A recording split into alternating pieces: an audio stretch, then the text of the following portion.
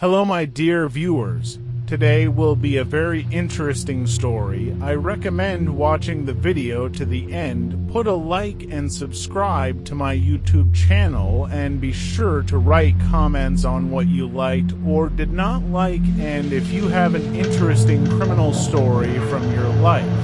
Write your story in the comments and I will make a video and tell your story here on the channel. Okay, I have detained you.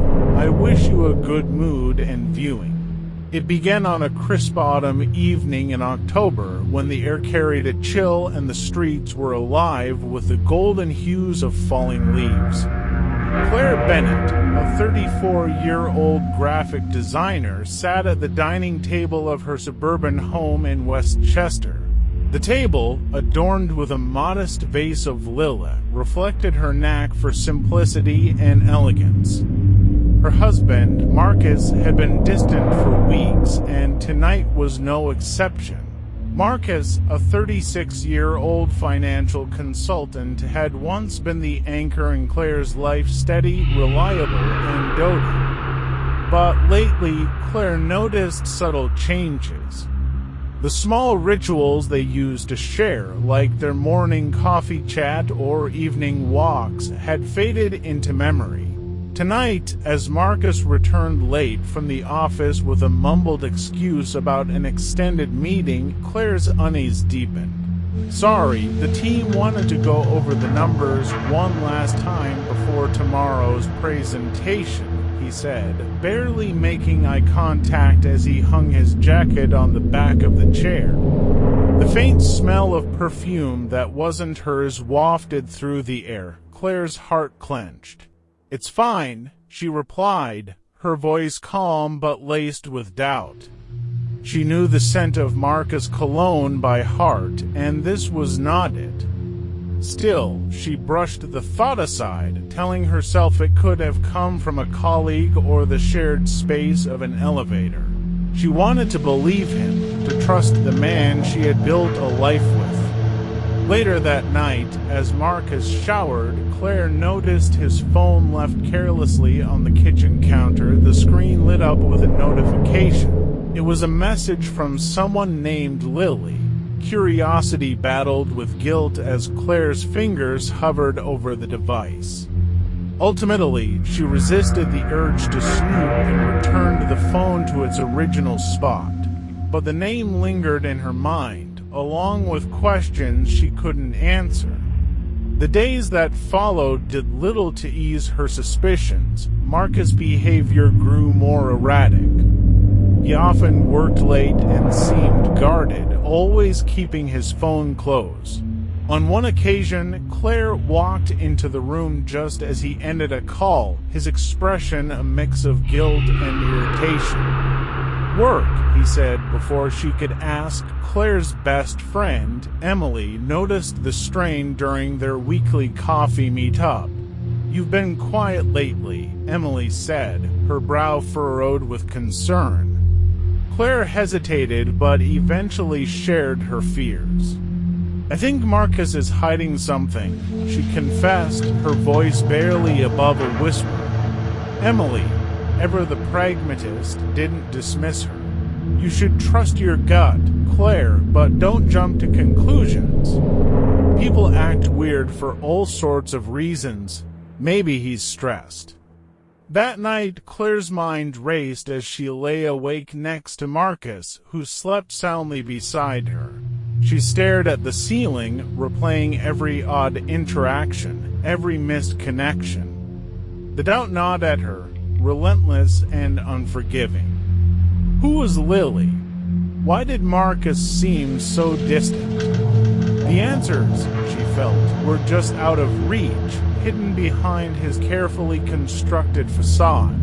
But Claire's resolve hardened. She decided she would get to the truth, whatever it might be. Little did she know, the truth would unravel in ways she could never have imagined, setting the stage for a tragedy that would upend her world forever. The following week, Claire decided to take matters into her own hands. She began observing Marcus more closely, noting every inconsistency in his behavior. The tension between them grew palpable, though neither acknowledged it outright. Marcus seemed to sense her scrutiny, and his evasiveness only deepened her resolve. One evening, as Marcus worked late yet again, Claire decided to look through their shared computer. She told herself it was harmless, just a way to ease her mind.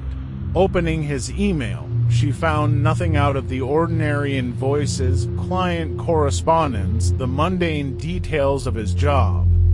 But a hidden folder caught her eye, labeled simply Work Docs. Inside, she found photos that made her blood run cold. Pictures of Marcus and a woman she didn't recognize, their body language intimate and unmistakable.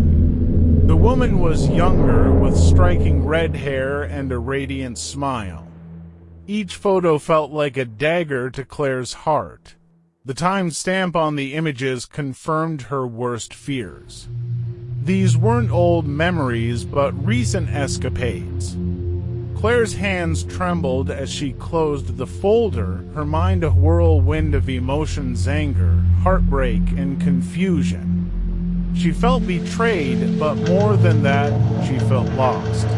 How had she missed this? How had the man she loved turned into a stranger? When Marcus returned home that night, Claire's demeanor was icy.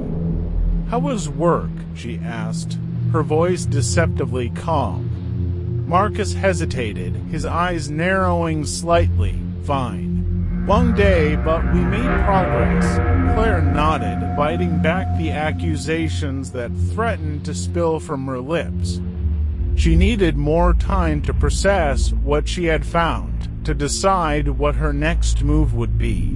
But the mask Marcus wore was beginning to crack, and Claire could see the man beneath a man who was no longer hers. As the days passed, Claire's unease turned into action. She began documenting everything: his late arrivals, the vague excuses, the missed calls. Each piece of evidence became part of a puzzle she was determined to solve. And as she delved deeper, she couldn't shake the feeling that she was walking a dangerous line, one that could shatter their lives in ways she wasn't prepared for. Just as Claire's suspicions reached their peak, Marcus vanished without warning. It was a Wednesday morning when Claire woke up to find his side of the bed cold and empty. His phone, wallet, and car keys were gone, but his suitcase remained. Claire called his office, only to be told he hadn't arrived and hadn't informed anyone of an absence. Panic set in. She tried calling him repeatedly, but her calls went straight to voicemail. The anxiety that had been simmering beneath the surface now boiled over.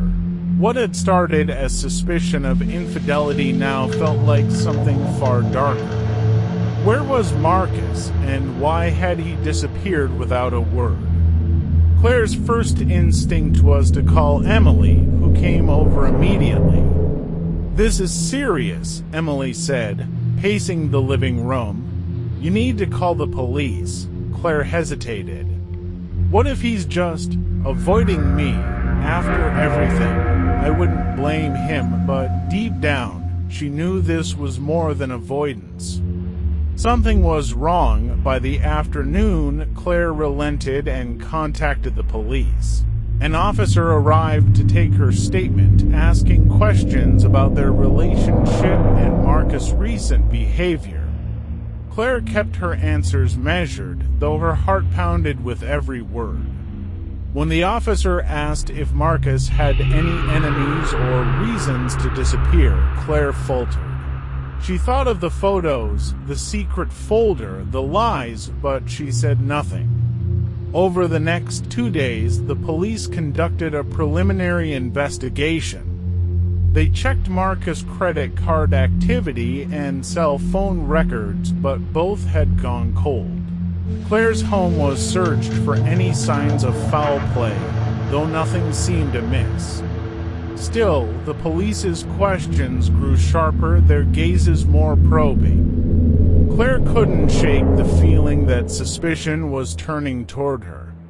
Then, on the third day, everything changed. A jogger found a body near a wooded trail on the outskirts of town. It was Marcus. The news hit Claire like a freight train. Her husband was dead, and the life they had built together was shattered. But as the details emerged, the nightmare only deepened. Marcus' death wasn't an accident. He had been murdered. The morning after Marcus' body was discovered, Claire's home became a hub of activity. Police cars lined the street, their flashing lights casting eerie shadows on the walls of the quiet neighborhood. Detectives moved in and out of the house, their expressions grave as they searched for clues. Detective Evelyn Harper, a seasoned investigator with sharp eyes and a no-nonsense demeanor, was assigned to lead the case.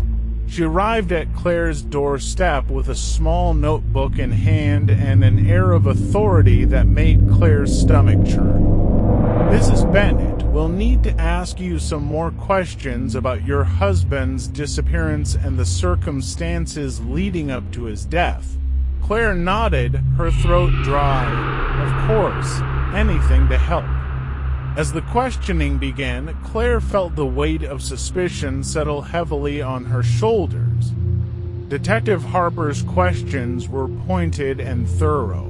"When was the last time you saw Marcus alive? Did he have any enemies? Were you aware of any affairs or financial troubles?" Claire answered as honestly as she could, though she carefully omitted the discovery of the photos. She feared how it might look if she revealed she had been digging into Marcus' private life.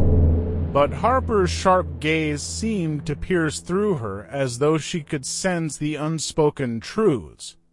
As the hours dragged on, the house felt increasingly oppressive. Forensic teams combed through every corner, photographing, dusting for fingerprints, and collecting items for evidence. Claire watched from the living room sofa, her heart pounding with every creak of the floorboards. By evening, Harper approached her with a grave expression.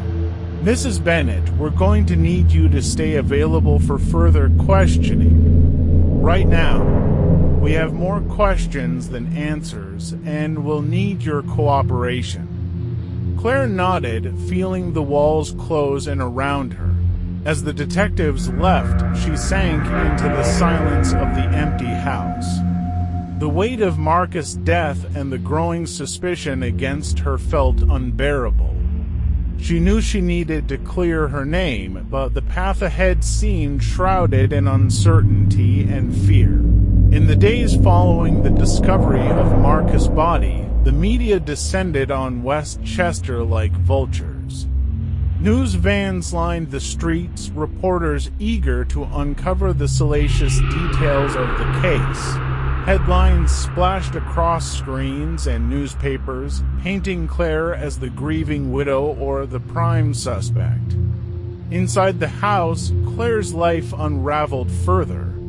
Each day brought new questions from Detective Harper, who seemed relentless in her pursuit of the truth. "We've found some inconsistencies in Marcus' financial records," Harper said during one meeting.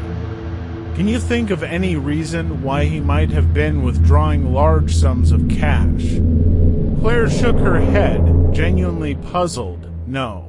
He never mentioned anything like that to me," but the revelation left her reeling. What had Marcus been hiding? The police investigation turned up more troubling evidence. A search of Marcus' office revealed a second phone, one Claire had never seen before. On it were texts between Marcus and the red-haired woman from the photos. Her name, as it turned out, was Lily Prescott. The messages painted a damning picture of an affair that had been going on for months. Claire felt a mix of rage and despair. She had suspected Marcus of infidelity, but seeing the proof laid out in cold, hard evidence was a different kind of pain. What stung even more were the texts that hinted at financial dealings Marcus had kept hidden from her. Transactions involving large sums of money, cryptic references to settling debts, and veiled threats from unknown numbers suggested he had been involved in something far more dangerous than she'd imagined. Detective Harper didn't hold back. Mrs. Bennett, were you aware of your husband's relationship with Miss Prescott? Claire's voice wavered. I suspected, but I didn't know for sure until now. And what about the money? Did Marcus ever talk to you about debts or financial troubles? Harper pressed. No. He always said everything was fine. I trusted him, Claire replied, her composure cracking. As the days turned into weeks, Claire found herself drowning in a sea of suspicion. Friends and neighbors who once offered their support now kept their distance. Even Emily seemed wary, her visits less frequent and her questions more pointed. Claire, is there something you're not telling me? Emily asked one evening, her tone gentle but insistent. Claire wanted to confide in her, to unload the weight of her fears and doubts. But the words caught in her throat. The truth was, she didn't know what to believe anymore. About Marcus, about herself, about the life they had shared. The pressure reached a breaking point when Claire received a call from Harper late one night. "We found something else," the detective said, her voice grim. "We need you to come down to the station immediately." Claire arrived at the police station the next morning, her nerves frayed. She was led into a small interrogation room where Harper and another detective waited. A folder sat on the table between them, its contents hidden but radiating menace. "Mrs. Bennett, we need to discuss some new findings," Harper began, her tone measured but firm. She opened the folder, revealing photographs, documents, and what appeared to be forensic reports.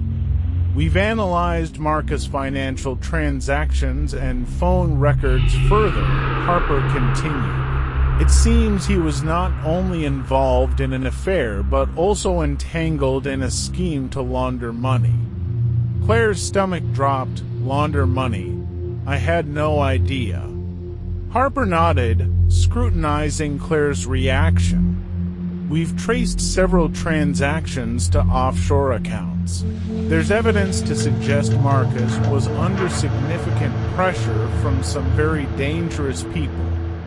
Claire felt the room spinning. She clutched the edge of the table, trying to steady herself. "What does this have to do with me?" she asked, her voice trembling. Harper slid a photograph across the table. It was a grainy image from a security camera showing Claire entering a local bank. "This footage was taken 2 weeks ago. You withdrew $10,000 in cash. Can you explain why?" Claire's heart raced. She remembered the withdrawal but hadn't connected it to anything sinister. "Marcus asked me to do it," she explained. "He said it was for a business expense. I didn't question him." Harper's expression remained neutral. "And yet, that money was never deposited into any business account we could find. Do you understand how this looks?" Claire's mind reeled. She realized how easily her actions could be misconstrued. "I didn't know," she whispered. "I swear, I didn't know." The detectives exchanged a glance before Harper continued. "We've also found traces of your fingerprints on an item recovered near the crime scene. A scarf. Can you explain that?" Claire froze. She remembered the scarf, a gift she had given Marcus on their anniversary. "It's his," she said. "I gave it to him. He must have been wearing it." Harper leaned forward. Mrs. Bennet, at this point, everything points to you having both motive and opportunity. If there's something you're not telling us, now is the time. Tears welled up in Claire's eyes. I didn't kill my husband, she said, her voice cracking. I loved him despite everything. Harper's gaze softened, but only slightly. We're going to need you to stay close. This investigation is far from over. As Claire left the station, her mind raced. The evidence against her was piling up, but none of it told the full story. She knew she had to uncover the truth not just to clear her name, but to find out who had really killed Marcus and why. 2 days after the grueling interrogation, Claire received an unexpected visitor. A man in his late 40s, dressed in a sharp black suit, knocked on her door. His demeanor was calm, almost unnervingly so. Mrs. Bennet, my name is Victor Lang, he said, handing her a business card. I think we need to talk. Claire hesitated, scanning the card. It identified him as a private investigator. Why would I need a private investigator? She asked, suspicion coloring her tone. Victor glanced over his shoulder as if ensuring they weren't being watched. Because I believe you're being set up, and I think I know who's behind it. Claire's breath caught. Come in, she said, stepping aside. Once inside, Victor wasted no time. He pulled out a file from his briefcase and laid it on the coffee table.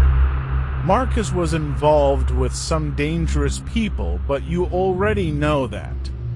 What you might not know is that his death wasn't just a crime of passion. It was a calculated move. Claire's mind raced as she absorbed his words. Calculated by who? Victor opened the file, revealing documents and photos.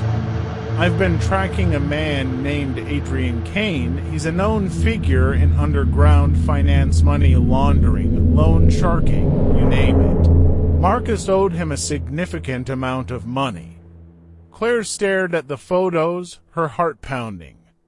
One of them showed Marcus meeting with a tall, imposing man outside a dimly lit bar. Why are you telling me this? She asked, her voice trembling. Victor met her gaze. Because Kane has a history of tying up loose ends. If Marcus couldn't pay, Kane would have found another way to collect. And now, with you under investigation, it's the perfect cover for him to walk away clean. Claire felt a surge of hope, tempered by fear. What do you need from me? Victor leaned forward. Your cooperation. I have contacts who can gather intel that the police can't, but I need you to be honest with me about everything. If there's something you haven't told the police, now's the time. Claire's hands trembled as she folded them in her lap. Marcus was hiding a lot, she admitted. There were photos of him and another woman, Lily Prescott, and he asked me to withdraw money. But I didn't know what it was for. That's all I know. Victor nodded, jotting down notes. Lily's name has come up before. She's connected to Kane likely as a lure to keep Marcus in line. We'll dig into her as well. Claire felt a flicker of relief. For the first time, someone seemed to be on her side. What do I do now? She asked. Victor's expression hardened. You stay low, avoid talking to anyone about this, and let me do my job. But be ready, Kane doesn't leave loose ends, and that makes you a target. The next few days were a blur of anxiety for Claire. She stayed confined to her home, jumping at every shadow and avoiding calls from anyone but Victor. Meanwhile, Victor's investigation began yielding results. He discovered that Lily Prescott had vanished shortly after Marcus' death, leaving behind a string of unanswered questions. It's not a coincidence, Victor told Claire during one of their covert meetings. Lily knew too much, and Kane probably saw her as a liability. Claire shuddered. The thought of someone being eliminated so ruthlessly was horrifying. Does that mean I'm next? She whispered. Victor hesitated. Not if we get to Kane first. My sources indicate he's planning to leave the country. If we can tie him to Marcus' murder before he disappears, we might have a chance. But the walls seemed to be closing in on Claire. The police continued to build their case, and the media's portrayal of her grew increasingly damning. One particularly scathing article labeled her the Black Widow of Westchester, insinuating that she had orchestrated Marcus' death to cover up her own involvement in his crimes. Desperate to clear her name, Claire decided to take matters into her own hands. She began poring over Marcus' old files and emails, searching for anything that might prove her innocence. It was during one of these late-night searches that she stumbled upon an encrypted folder on Marcus' laptop. After hours of frustration, she managed to unlock it, revealing a series of emails between Marcus and Kane. The messages were chilling. Kane's tone was menacing, filled with thinly veiled threats about what would happen if Marcus didn't pay up. One message, dated just days before Marcus' death, read, "Time's up. If you can't deliver, I'll collect another way." Claire forwarded the emails to Victor, her hands shaking as she typed. "This has to prove something, right?" She asked him over the phone. "It's a start," Victor replied. "But we'll need more to bring him down. Stay sharp, Claire. Things are about to get dangerous." The next morning, Claire's fears were realized. As she stepped outside to retrieve the mail, a black car idling at the end of the street caught her eye. The windows were tinted, but she could feel the weight of someone's gaze. Her heart pounded as she hurried back inside, locking the door behind her. Victor's warning echoed in her mind. Kane doesn't leave loose ends. Thank you for watching this video to the end. Please subscribe to my YouTube channel. This will help me work better and faster for you. I would be grateful, so watch my other videos.